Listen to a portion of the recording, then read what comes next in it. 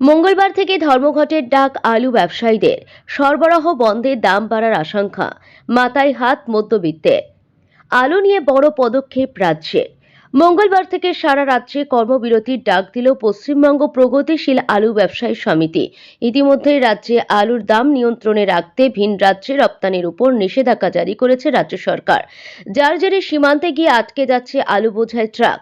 এরই পাল্টা মঙ্গলবার থেকে রাজ্যে আলু সরবরাহ বন্ধের সিদ্ধান্ত নিল ব্যবসায়ী সমিতি।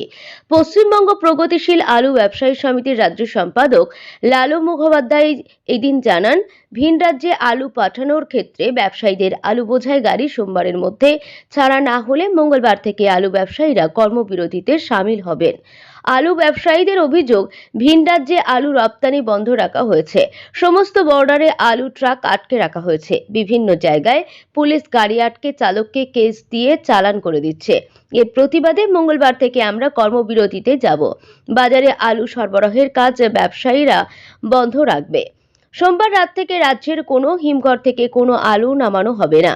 বলার অপেক্ষা রাখে না, এই ধর্মঘট বাস্তবায়িত হলে রাজ্যে যেমন আলুর সংকট প্রবল আকার নেবে, তেমনি লাফিয়ে বাড়বে দাম। উল্লেখ্য, রাজ্যে আলুর দাম বৃদ্ধি নিয়ে ক্ষোভ প্রকাশ করেছিলেন মুখ্যমন্ত্রী মমতা বন্দ্যোপাধ্যায়। এরপরই গত 23শে নভেম্বর কলকাতার বাজারে আলুর দামে হ্রাস টানতে হুগলির আলু ব্যবসায়ীদের নিয়ে হরিপালে বৈঠক করেন কৃষি বিপণন মন্ত্রী বেচারাম মান্না। সেখানে ঠিক হয় 26 টাকা কেজি দরে হিমঘর থেকে আলু বিক্রি করবেন ব্যবসায়ীরা, কিন্তু তারপরেও ব্যবসায়ীরা প্রায় 40 টাকার দোরগোড়ায় পৌঁছে দিয়েছেন দাম।